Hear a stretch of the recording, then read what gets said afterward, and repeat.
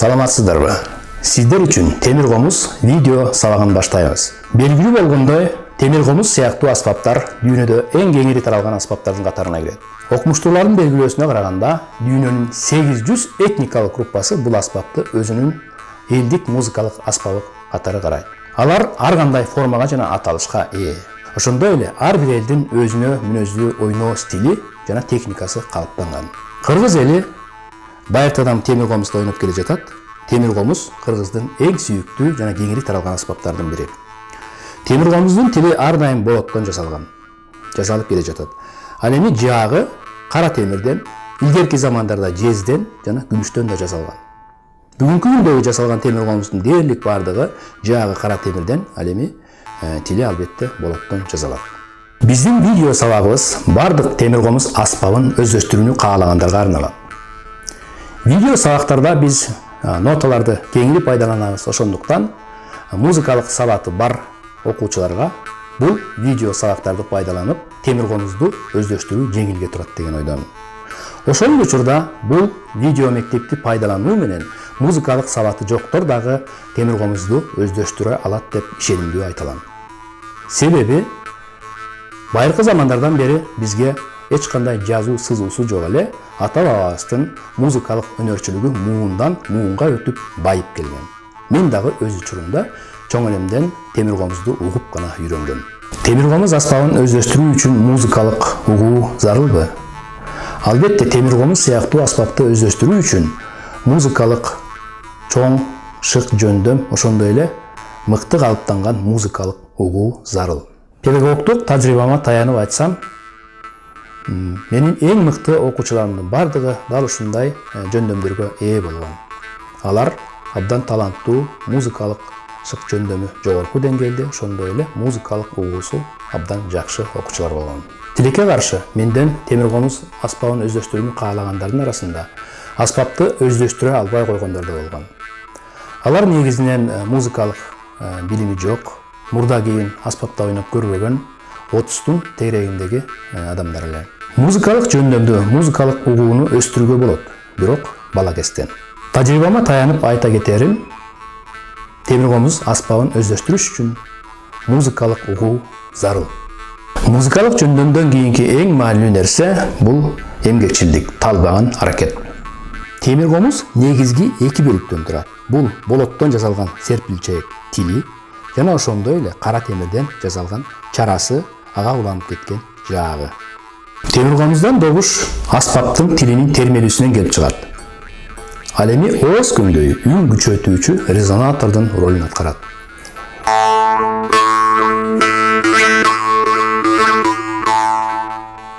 Аспаптын чарасы сөймө менен ортонун ортосуна мындай жайгашат. Ал эми бармак менен үстүнөн басабыз. Айрым учурда бармак менен мындай кармагандар кездешет, бирок бул туура эмес. Себеби биз катуу үн чыгарыш үчүн тишке аспаптын жаагын бекем коюш үчүн сөзсүз түрдө артынан пружина катары бармак менен түртүшүбүз керек.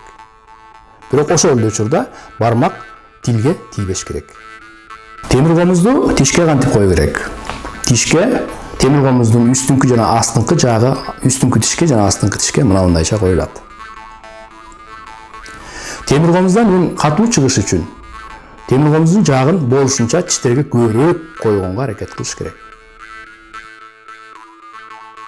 Күйгө ышкырык кошуп ойноо үчүн илгерки устаттар темир комуздун жаагынын учун гана тиштерге такап ойношкон. Мындай ойноо ыкмасы ышкырык кошуп ойноо үчүн ыңгайлуу болгону менен темир комуздун добушу акырын чыгып калган. Эскерте кетүүчү нерсе, эч качан темир комуздун жаагын тиштебейбиз. Жөн гана тишке такайбыз. Оң колдун кыймылы. Темир комузда ойноодо оң кол мындайча жайгашат.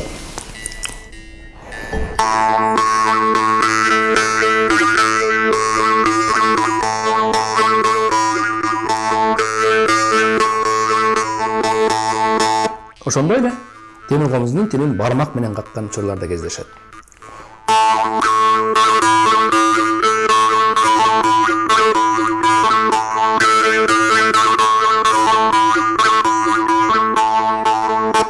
Темир комуздар түрдүү добуш бийиктиктерине күүлөнүп жасалат. Менин алдымда азыр 6 добуш бийиктигине күүлөнгөн темир комуздар турат. Булардын эң чоңунан баштасам, мына барекил менин колумдагы темир комуз ре нотасына күүлөнгөн.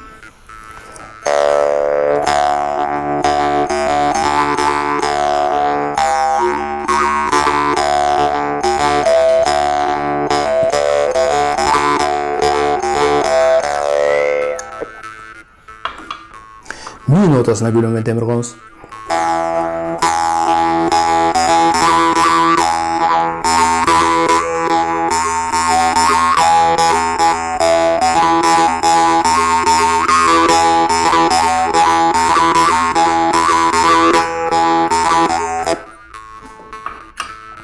Fa.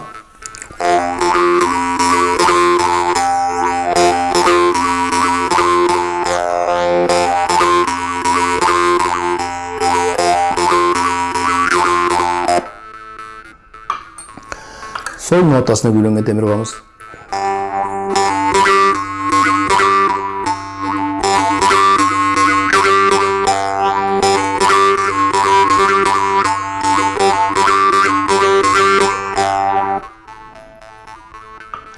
Темир комуздардын эң кичинекейи бул си нотасына күүлөнгөн темир комуз.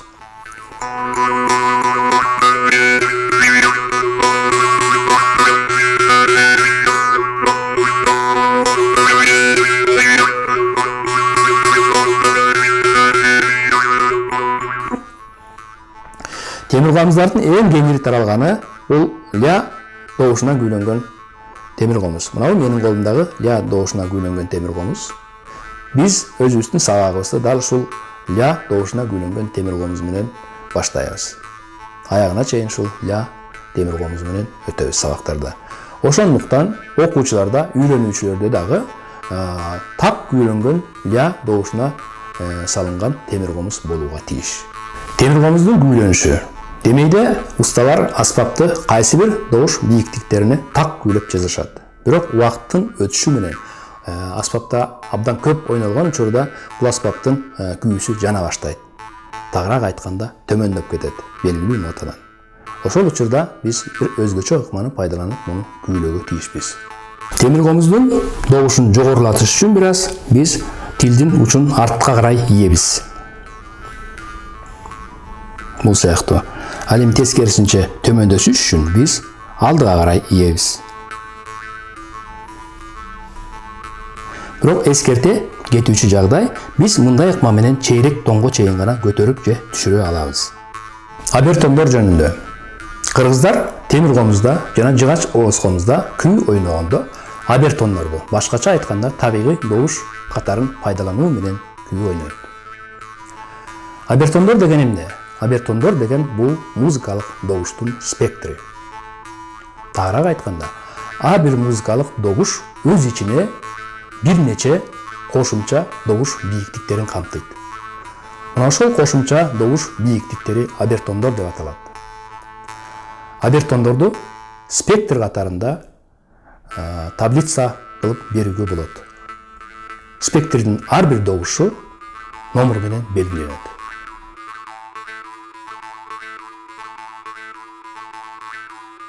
Темир комуз ойноодо обертондордун салттуу күүлөрдү ойноочу бөлүгү деген түшүнүк бар. Бул эмнени билдирет? Биз бардык обертондорду темир комузда жана жыгач ооз комузда ойной албайбыз. Белгилүү гана бир бөлүгүн темир комузда келтирип ойной алабыз. Мына ошол илгерки салттуу күүлөрдү ойногон бөлүгү обертондордун салттуу күүлөр ойногучу бөлүгү деп аталат.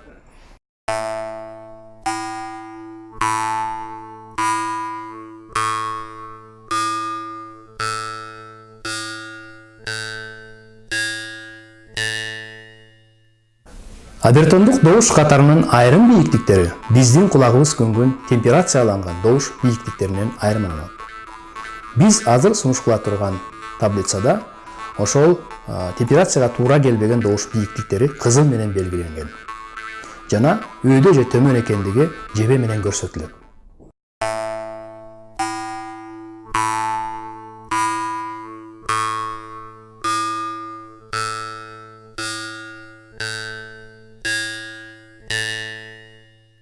Добуш бийиктигин өзгөртүү үчүн биз ооз көңдөйүн кичиртип чоңойтуу ыкмасын пайдаланабыз. Төмөнкү добуштарды алыш үчүн биз ооз көңдөйүн кеңейтебиз. Ал эми жогорку добуштарды алыш үчүн биз тескерисинче ооз көңдөйүн кичилтебиз. Темиркомузда ачык жана жабык добуштар деген түшүнүк бар. Бул эмнени билдирет? Биз айрым добуш бийиктиктерин алыш үчүн тамагыбызды жабабыз. Ал эми айрымдарын алыш үчүн тескерисинче тамагыбызды кенен ачабыз. Кенен дем алып, дем чыгарабыз. Темиркомуз аспабын өздөштүрүүдө биз заманбап технологияларды кеңири пайдаланабыз. Алардын биринчиси бул добуш бийиктигин аныктоочу, тактоочу күүлөгүч. Орусчасы тюнер.